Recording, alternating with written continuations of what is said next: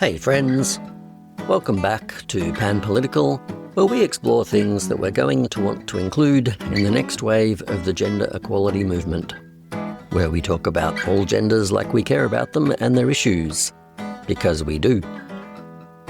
Today, we're talking about one of the most important elements of the way we understand gender inequality, which is also an element of the discussion that's been oversimplified, and that also holds the key to solving some of the most otherwise unsolvable parts of the whole gender equality puzzle.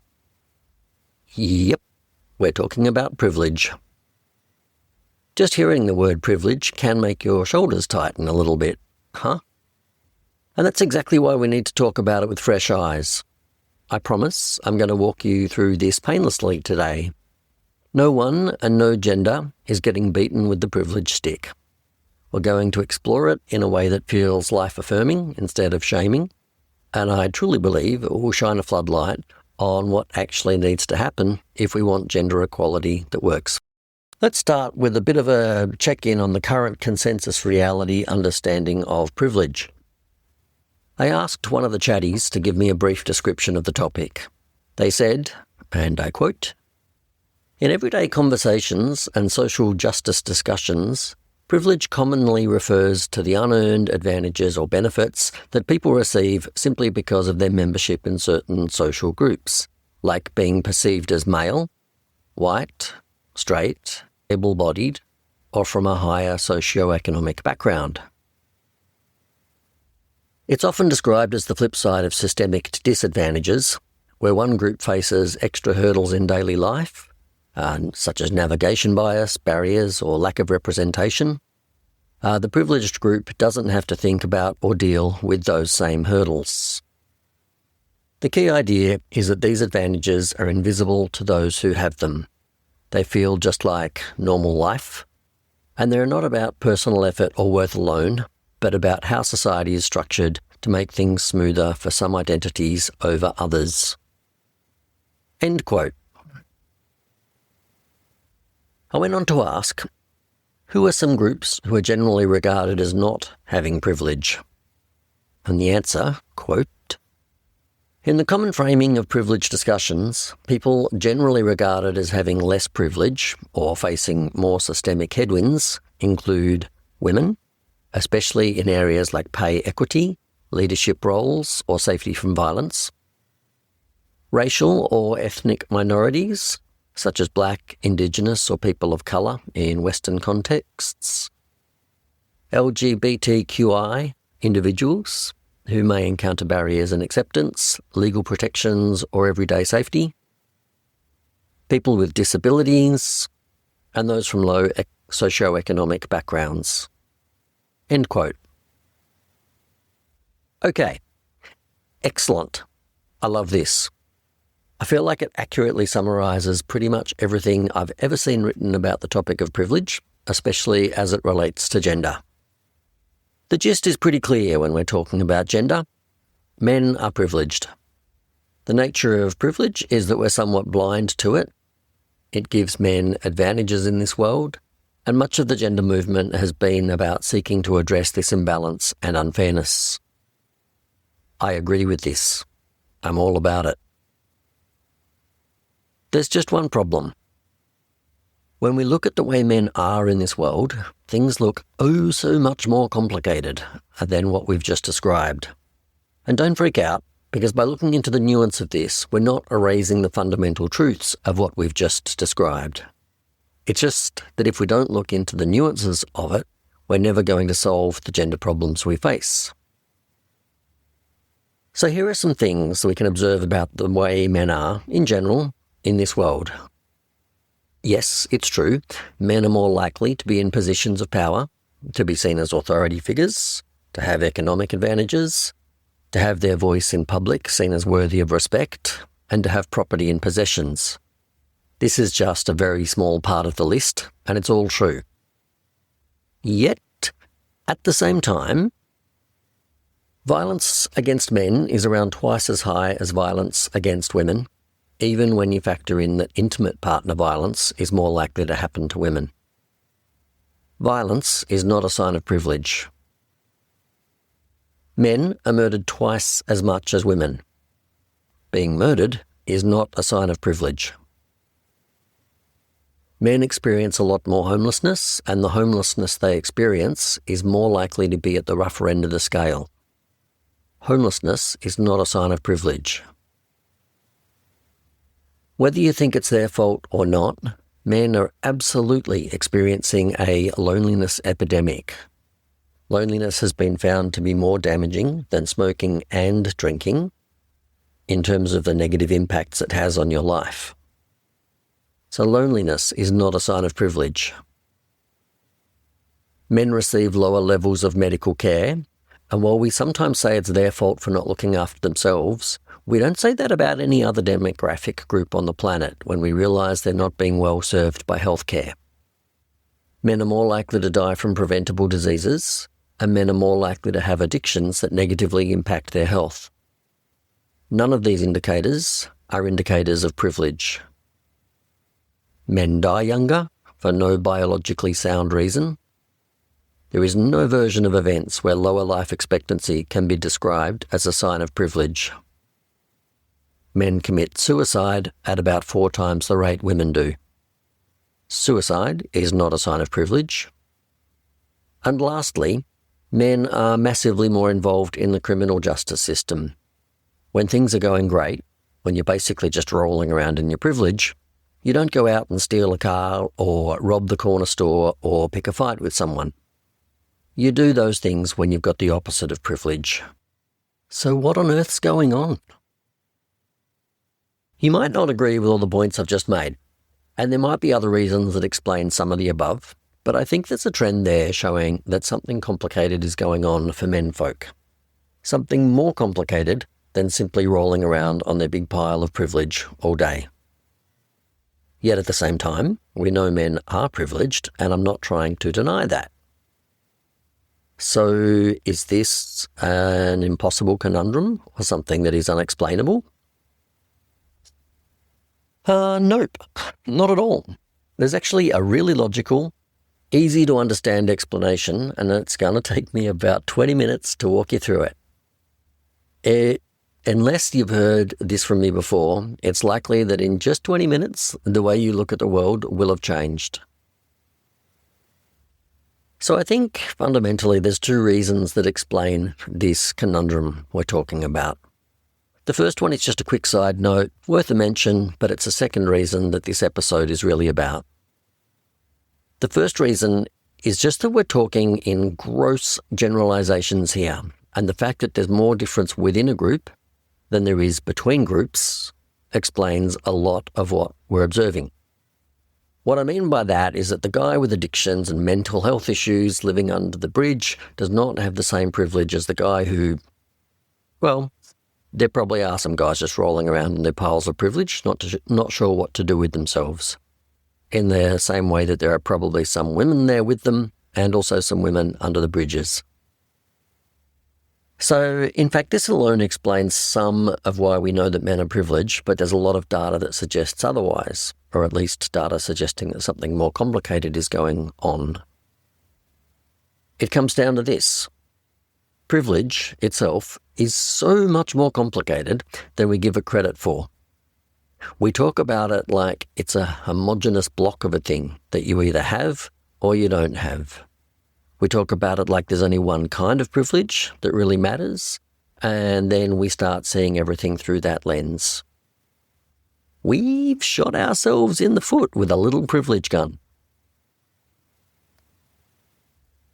So what's really going on? Sometime around 1990, we started talking about the notion of intersectionality, which was defined in the context of race. I'm oversimplifying it here, but the point was that you could be disadvantaged by both your lack of gender privilege and your lack of racial privilege.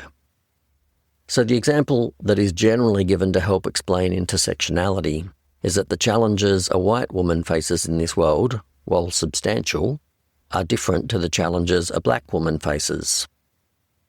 Your vectors of disadvantage sort of stack on top of other vectors of disadvantage. It's worth noting that I don't think I've ever seen this metaphor applied to the complexity of the male situation. So I've never seen an intersectional explanation of the guy under the bridge versus the guy rolling around on his pile of privilege, even though the model would work. Either way, I'm about to propose to you that if we started back in the day by realising that privilege could explain a lot of the gender disparity in the world, and then our understanding of intersectionality took that understanding a step further, well, I'd like to take you at least a few steps further down that path. I want to go back to that description of what privilege is that we started the show with. We said, quote, "In everyday conversations and social justice discussions, privilege commonly refers to the unearned advantages or benefits that people receive simply because of their membership in certain social groups." End quote. What's most important about this is what's implied rather than what's said. The implication is that we all want the same thing in life and that privileged groups have smoother, easier access to those things. But the thing is, we don't all want the same things. We want a whole multitude of things, and we want very different things, and your privilege will grease the wheel to some of those things, but not to others. Let's go back a step further and tackle the question of what we actually want in life, because a privilege is only useful if it leads you to something you want, right? I asked 3 of the currently available chatbots the same question. What are the things people want most in life? What things do people identify as being most important to them? Now, friends, if there's any part of you that's sceptical about where this goes, it's going to take you less than 2 minutes to do your own research and prove or disprove the list that I'm about to run past you. I mean, the list itself is potentially endless, but I've got it down to a list of 8 because that seems to be the most important ones. It starts to get into a lot of detail after about that point. And I'm going to read them backwards, so starting with the 8th most important item, and then walking you down the list to the most important thing that people want in their life. Quote, Number 8, financial security and material well-being. Number 7, career or meaningful work.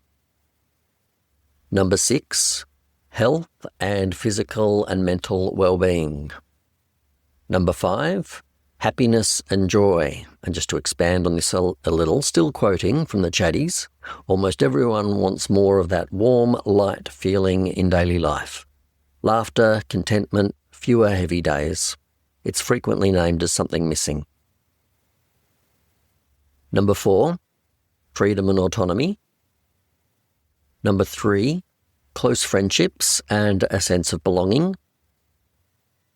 That reliable circle where you feel seen, supported and part of something, often mentioned right alongside family as a quiet but powerful source of meaning. Number 2, loving relationships and or partnerships. Romantic love, deep intimacy, or that special someone or someones who make the ordinary feel extraordinary. Surveys consistently show that relationships are massive drivers of long-term fulfillment. And number 1, family, and the safety, love and connection that come with it. Time and again across the US, the UK and most of 17 advanced economies, family comes out on top as what people say gives life its deepest meaning and what they'd least want to lose. It's the one thing huge majorities rank as their clearest number 1 value. End quote. Now, friends, we're actually getting really close to explaining what's going on for both women and men. Let's go through this list and do a quick comparison between how well men and women are doing. Number 8 was about financial security and material well-being. Men win in this category, although it's worth noting that the gap is closing much faster than people think. It's estimated that women will have more wealth than men in just a few years. Regardless, and certainly at the moment, men win in this category. Number 7 is about career or meaningful work. While there's debate about which genders have the most enjoyable and meaningful work, there's no question men are winning on the career front. Number 6 is about health and physical and mental well-being. This one is a big win for women. Number 5 is about happiness and joy. Do some research on happiness research, and we're going to talk about it a little more later in this show. But yeah, do some research, look at the incredible number of ways that it can be measured. Suffice to say, almost all of it shows that women are happier. Number 4 is freedom and autonomy. I think most of us would agree that men probably win there. Number 3 is around close friendships. There is, quite simply, a loneliness epidemic amongst men. Women are much better at making and maintaining friendships. Women are simply much better at it. It's typical to see surveys showing men have 0 to 2 people they can call on, and women have 5 to 10. So women win big in this area. Number 2 was loving relationships and partnerships. My research suggests this one is mixed or approximately even. We all win and we all lose in this category. And lastly, number 1 is about family. I don't think many people would doubt that women have much stronger connections with and roles to play within the family. It often comes at the expense of career, which is the opposite of what men experience, but the fact remains women are doing much better with family. So gang, this is incredible.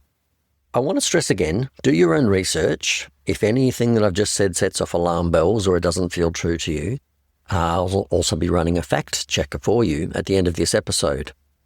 Because I know that for a lot of people, this is likely to be the first time you've looked through a list of what's actually important and how it plays out with regards to gender. For a lot of people, this will be the first time you've contemplated that not only are women winning in more categories overall, but as you go down the list, women are winning at more of the important ones.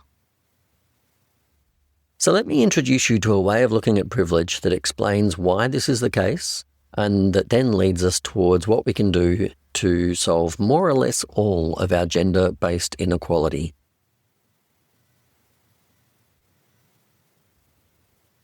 I mentioned before that we often talk about privilege like it's one monolithic thing that you either have or you don't have. And then intersectionality started to introduce the idea that there are different, sometimes overlapping, privileges that you have or don't have. I propose that there are a whole lot of qualities that you are either born with or that you earn or learn throughout life, and these qualities give you more or less access to the things that you want. No one has no privileges, and no one has all of them. And almost all privileges are double-edged swords. So the emotional skills that create beautiful relationships can also mean you end up carrying everyone else's feelings and doing a lot of unpaid emotional labour. The physical strength that earns respect in some situations can also make you the one expected to take the hits, literally and figuratively. High-status work brings money, but often costs time with family and peace. Attractiveness gets you attention, sometimes the kind that you don't want. Every privilege cuts both ways, and remembering that adds a lot of compassion to the whole conversation. I find it useful to think about this in terms of 3 broad categories of privileges, where each category has an almost infinite number of individual privileges within it. I'll introduce you to the categories of physical privileges, structural privileges, and psychological privileges. So physical privileges relate to your physical body. This includes things like, are you physically healthy? Or do you have ailments and illnesses? Are you physically large enough or imposing enough to feel reasonably safe walking down streets at night? Do you have good hand-eye coordination? Can you walk by yourself or do you need assistance? Is your body type generally seen as sexually desirable or sexually safe to be around? Are you physically attractive? The list goes on, but you get the general idea that your physical privileges relate to your physical body and how that's perceived by the world. So moving on to structural privileges, and this isn't the best category name, but it's about all of the privileges that give you structural advantages in this world. So for instance, are people like you more commonly considered for work and career? In those workplaces, are you more likely to be considered for senior or management positions?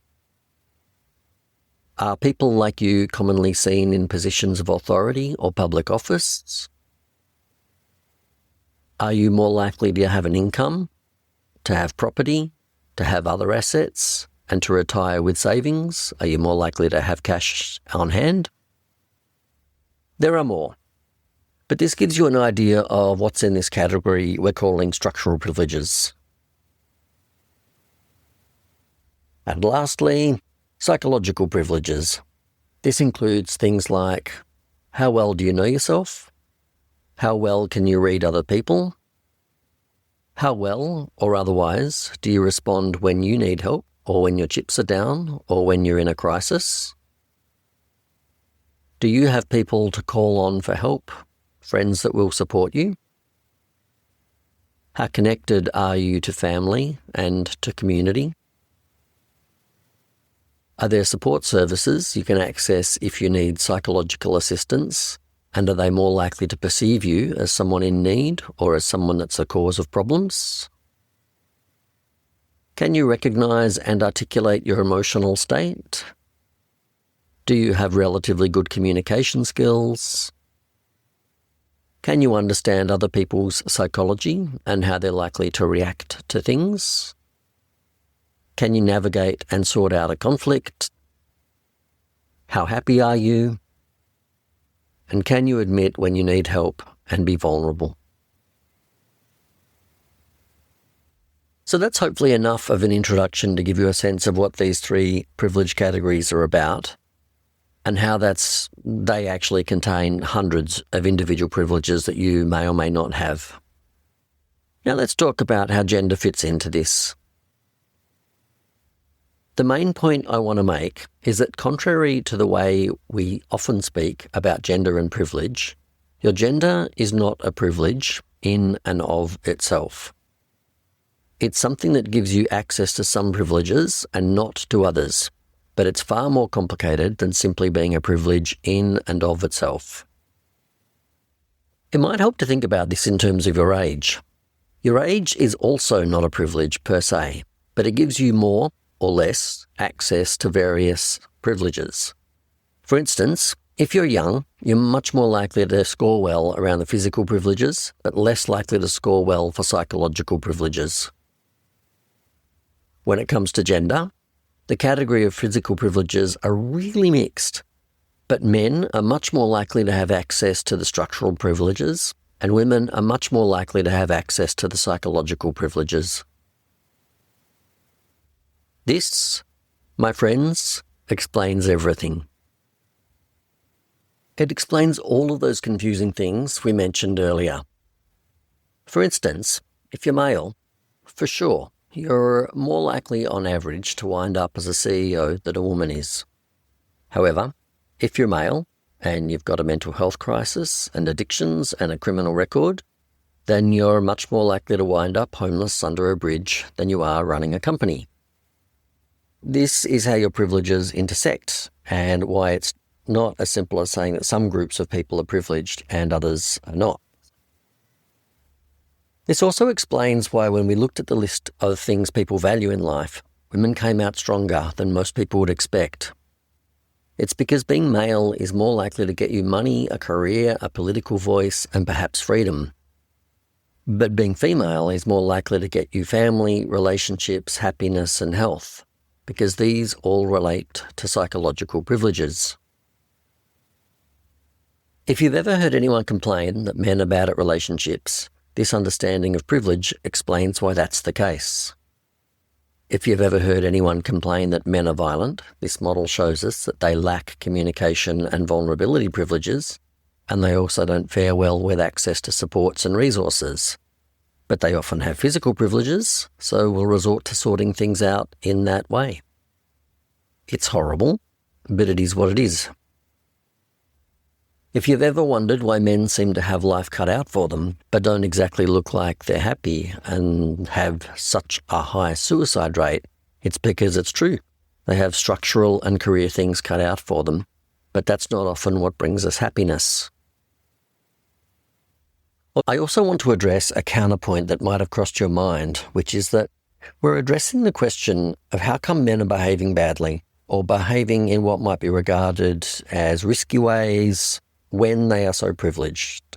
And I'm aware that this is often described in itself as an indicator of privilege, because men have so much of it that to a degree they can kind of do what they want and also get away with it.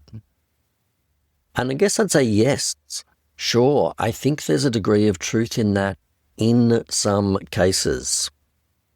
We see leaders misusing their privilege a lot, and we see men using their power as a way to control others and maintain their power. So I want to acknowledge that there's truth in this in some cases. However, there's no way this can be the whole story. To say that a war veteran who's living under a bridge with mental health issues and addictions, to say to them that they're privileged and probably have no one but themselves to blame for the situation they find themselves in, well, that's just bordering on inhumane. The same goes for the man who commits suicide but doesn't get noticed for a week because he has no friends. To tell him, posthumously I guess, that he's nothing but privileged is offensive.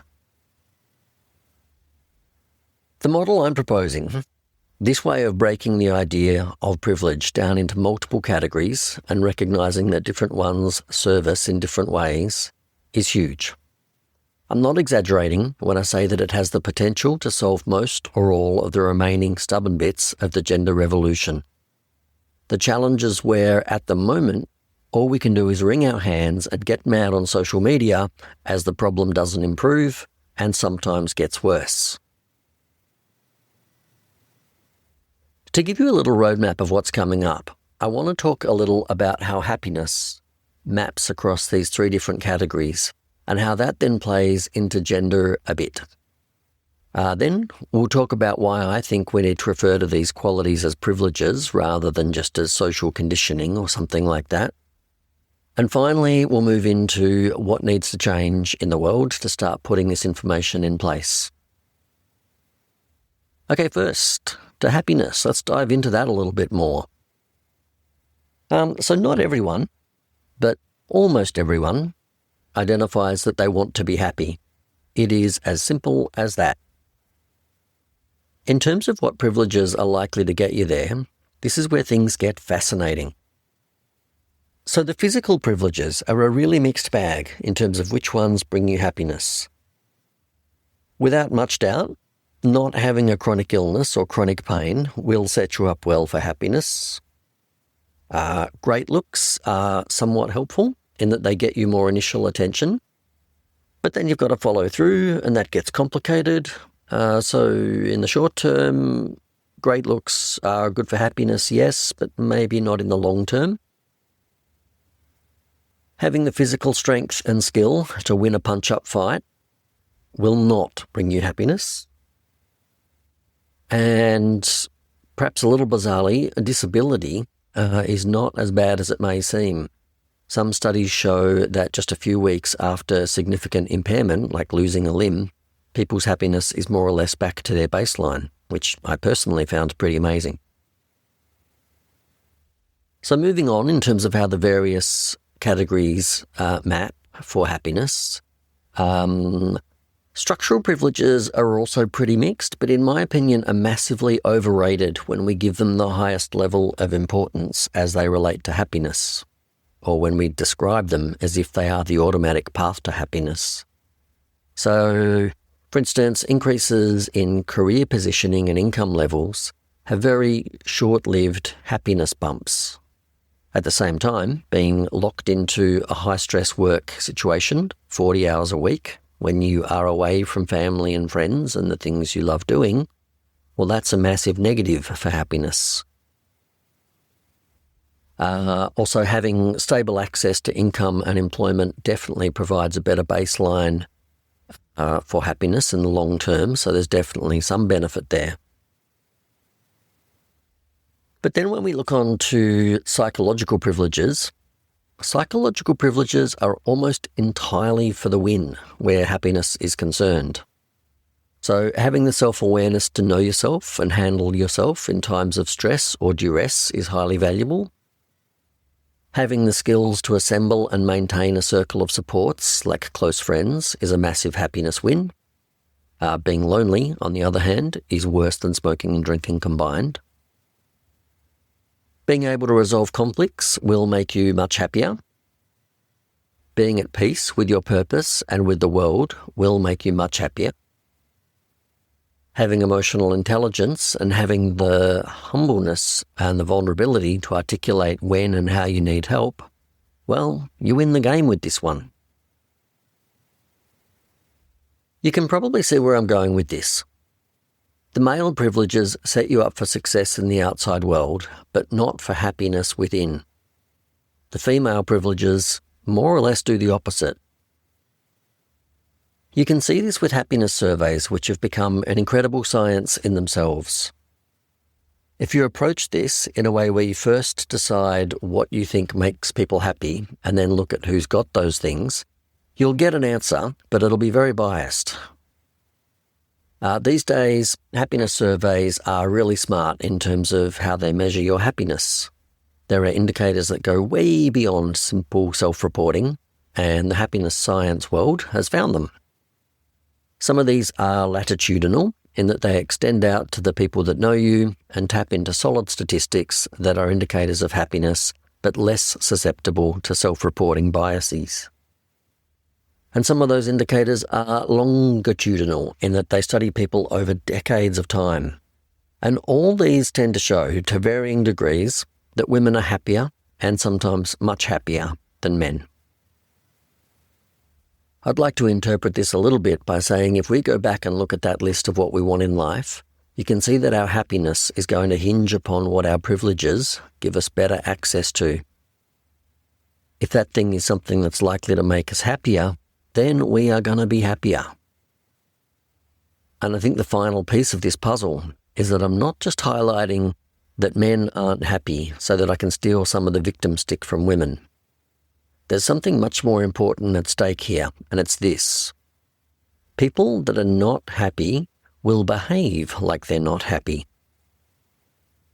Asking why they're not happy is going to work much better than simply telling them to stop behaving badly.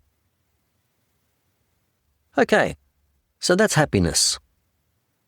I want to tackle the question of why I like talking about all these things as privileges rather than something like the qualities we're socialised with. It's because the word privilege means a very specific thing, and we have a shared understanding of the implications and importance of privilege. Deep down, most of us would agree that we need to be careful about how much we use and misuse privilege. We know that there's something unfair about hoarding privilege, which you can see in everything from tax brackets that encourage the sharing of wealth, to efforts to ensure people are assessed for employment based on their skills and experience rather than the way they look, and in the ways able-bodied people are expected to give up their seats on public transport. There are millions of other ways, and probably not one of them is entirely successful. But we seem to have a shared understanding that privilege shouldn't be allowed to accumulate too much and that it should be shared. We also know that it is unkind and unproductive to mock someone because they have a lack of privilege. We shouldn't be laughing at people who speak English with an accent. We shouldn't laugh at women who aren't immediately good with power tools, and we shouldn't laugh at men that aren't good communicators. In all cases, socialisation is to blame rather than the individual, and laughing at the individual doesn't help. It's just cruel. So far in the gender movement, women have identified that they haven't historically had great access to what we're referring here to as the structural privileges. When women started speaking up about that around the 1950s, some men were enthusiastic to share the space, and some were definitely not. Women responded in a lot of ways, from protest through to legal action, and while a lot more needs to be done, it's also true to say that a lot has been done. Feminism has been one of the most powerful and effective social changes that has ever happened. Meanwhile, men aren't really aware that they don't have psychological privileges, and almost no one is talking about it in those terms.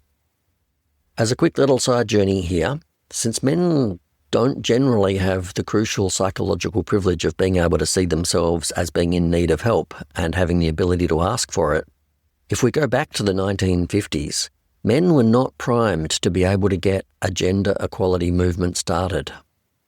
Women, on the other hand, had more of those skills and very understandably used them to focus on the privileges they wanted to get access to. This side journey alone potentially explains a lot about why women have been so much more effective in lobbying for their needs. Anyway, side journey done. Part of what I love about this approach is that when we collectively realise that these things are privileges, men are going to want them. And here's the clincher. We want them to have those privileges. We need them to have those privileges. We are desperate for them to have those privileges.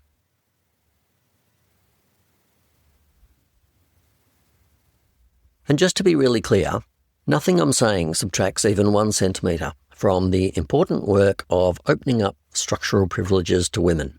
I'm 100% behind continuing that work. What we're doing here is simply adding the missing half of the map.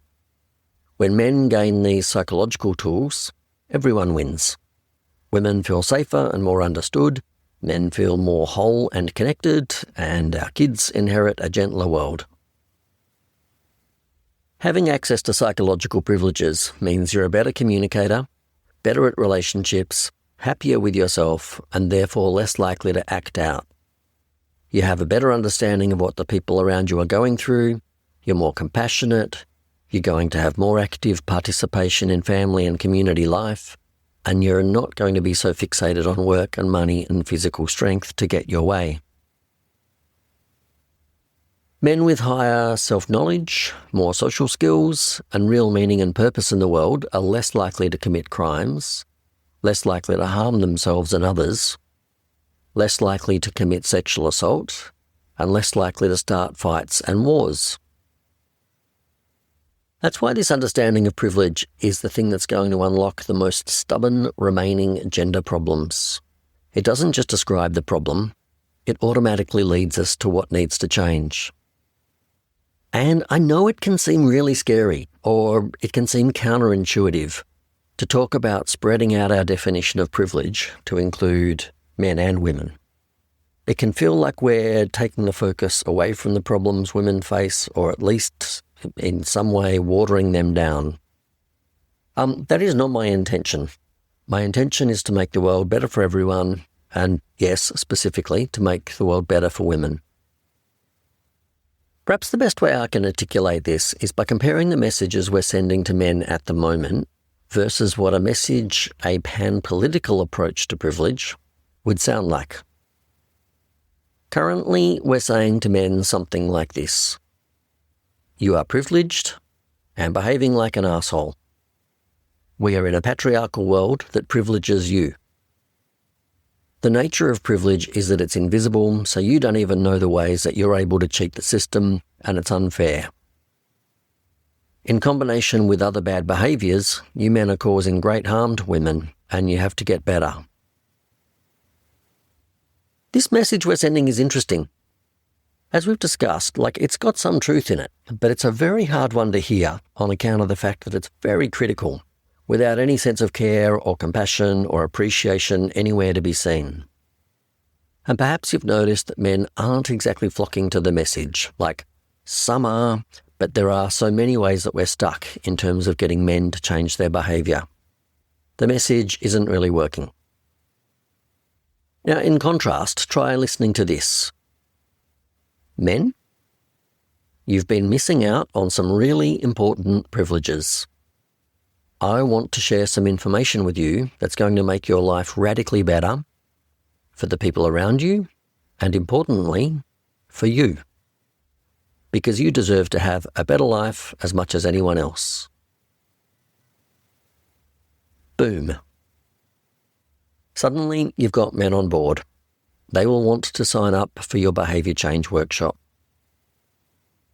As this shift starts to take place, and where men gain more psychological privileges, they're going to become better communicators, better at resolving conflict, more aware of how their behaviour lands, less likely to explode inwardly with suicide or outwardly with violence, and they're going to become more respectful and emotionally present. Women are going to get the things from men that they've been yearning for.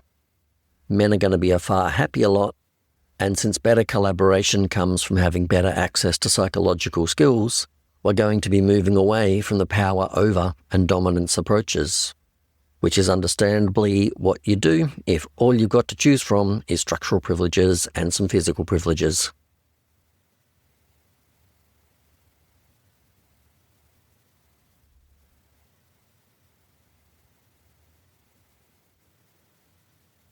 Okay, so let's finish up with some action outcomes. What exactly do we need to do to share the privileges I've been talking about in this episode? I think the first and most important thing is that we need to start thinking about and talking about these psychological qualities as privileges, as things that need to be shared. Just doing that alone is going to make everything that comes after easier. If we don't do that, we're just going to keep arguing about gender politics.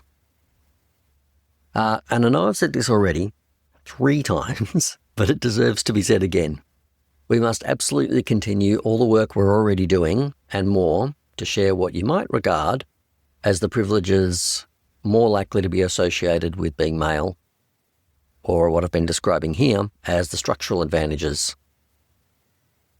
So anyway, on top of that, and in no particular order, here are 9 things that I think we should do to share what are currently predominantly privileges you're more likely to have if you're socialised and perceived as female. Number 1.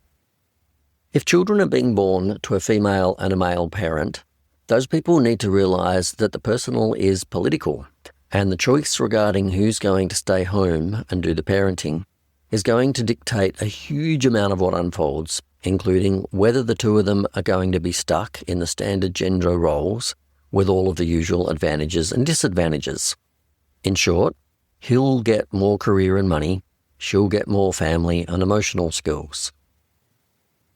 If, however, men and women in this situation were to either completely swap roles from the moment that that's first possible, say a year or so after birth of a child, or if they enter into an arrangement where they deliberately alternate who's the main home bod from time to time, then she's going to get much more career advantage and the wage gap will disappear. We'll be doing an episode on that topic soon. He, in turn, will wind up developing his nurturing side, obviously his connection to family, and also connection to self. So it's very much a win-win, and that's to say nothing about the benefit to the kid, or kids, of having male and female role models right there in the home. The flow-on benefits from this are massive. Action outcome number 2. There's going to be a whole episode on this soon, but we need to think very carefully about gender-separate spaces. They do a whole lot of good, and we should keep supporting them where they help. At the same time, we've made real progress opening up traditionally male-only spaces and the privileges that come with those spaces, and yet we seem to be moving in the opposite direction with many female typical psychological spaces, so women-only circles, especially in learning, therapeutic and support settings. Opening those up, I acknowledge, can feel risky, and that tension is very real. We'll need an honest, compassionate conversation about how to share these treasures too, without losing what's valuable about single-sex spaces. And we'll be doing a whole episode on that soon. Action outcome number 3. Emotionally intelligent male role models would go a long way. It's unbelievable how many male role models in our entertainment feeds are apparently expert at either having no emotions or making sure that their emotions don't get in the way of whatever role they're playing, whether it's being a powerful leader, a violent hero or violent villain, or a stupid and disposable dad. In the same way that a lack of powerful female roles was bad for girls and women, a lack of emotionally intelligent roles is bad for boys and men, which is in turn just bad for all of us. Action outcome number 4, whatever parts of the man-up culture are left in our world need to be banished. Just in case you somehow missed it, the meme part of this is that historically, when boys or men would turn up emotionally challenged or crying, we would tell them to man up. Although most caring people have stopped doing this directly to our kids, we still do that more broadly when we see emotionally fluid boys and men as being in some way not quite right. It's the gender flip to being unable to see girls and women as powerful and sending signals suggesting we don't trust them when they're like that. Action outcome number 5. We need to start saying yes to support programs that include boys and men. Personally, I don't think these should be done in gender-separate ways because that creates problems of its own. But in this case, it's pretty simple. Since a lot of support programs and services exist, we just need to make them include boys and men as part of their focus. Or to say this a different way, when people do wave a flag and say something like, "Hey, men are suffering, we need to throw some support over there," we need to do something other than laugh at them and tell them that we'll get to them once we fix the real problems. Action outcome number 6. In the same way that we've got active programs to get women into STEM subjects and get women into traditionally male-dominated work areas, we need to get men into traditionally female-dominated areas. So by this, I mean everything from the family environment to school teaching to nursing roles, etc. I'm talking about all of the same tools that we currently use in reverse, such as quotas, scholarships, accountability at the government level and so forth. Action outcome number 7, following on from the last one, and deserving a mention all of its own, we need to address the fact that about 80% of counsellors and therapists, and also about 80% of their clients, are female. But I think the problem is actually worse than those numbers suggest because, and this is only based on my experience of the psychology sector rather than real hard data, I believe that most of those counsellors are unlikely to have studied the issues that impact on men in a way that appreciates that men can be both privileged and unprivileged. As a consequence, there's a surprising amount of stuff that happens in the consulting room that a male client might find himself being blamed for rather than supported for, which in itself goes some of the way to explaining why boys and men are less likely to engage with counselling support services in the first place. Action outcome number 8. In general, I think we need to focus less on the differences between genders. This means we're going to stop socialising people according to the gender they present to the world, which will automatically help towards sharing privileges around. And this works for all genders. Less focus on gender means less limited roles for you in the world. Action number 9 is, this might seem really obvious, and in some ways it's sort of a summary of this whole episode, but we need to stop describing men as simply being privileged and leaving it at that. Every time we do that, we make it harder to spot the gaps in their privilege, which are the very gaps that are leading them towards bad behaviours in the first place. We also make it almost impossible to spot the female privileges and almost impossible to talk in terms of sharing those privileges, which is something we all want to need. So I'm well on board with saying something like the male privileges or something like that instead. And action outcome number 10. I trust you'll spot this for the cheap shot that it is. You could go right ahead and share this episode with someone that you think might appreciate it. What other things can you think of to share the privileges that have traditionally been the domain of women? And more broadly, what are your thoughts, questions, concerns, or criticisms of today's show? I'd like to get some dialogue going around this over on X. And more specifically, I'd like to create a space where the comment on this episode that gets the most upvotes gets a response from me in a future episode, or at least on the platform. The link to the Pan Political X account is in the show notes, and if you want to find it yourself, look for @pan_political, and that's with capital P's. Thanks for being willing to engage with these ideas, friends. And just a quick credit, I first learned about these three broad areas of privilege through process-oriented psychology. I've never seen it mapped against gender and used as a way to explain what needs to happen for the gender equality movement in the way I've presented it here today, but some core credit needs to go to process-oriented psychology regardless. Hi, I'm an AI and have been tasked with independently fact-checking this episode. Most of the big picture points hold up well with readily available data. Men do face roughly 2 to 4 times higher homicide rates globally, even after intimate partner violence, make up the large majority of rough sleeping homelessness, die by suicide at about 4 times the rate of women, and show up far more in criminal justice stats. Men also die younger on average, with both biological and social factors at play, and loneliness, close friendship gaps for men are well documented in recent surveys. A couple of areas are a bit more nuanced or in flux. Overall, violence against men twice as high depends on how you count non-fatal incidents and intimate partner dynamics. Women still face higher rates of severe partner violence in many studies. Happiness research shows women often self-report higher life satisfaction, though some analyses suggest response scale differences or other complexities. The idea that women will soon hold more total wealth is a credible projection from major wealth transfer forecasts, but timelines vary by country.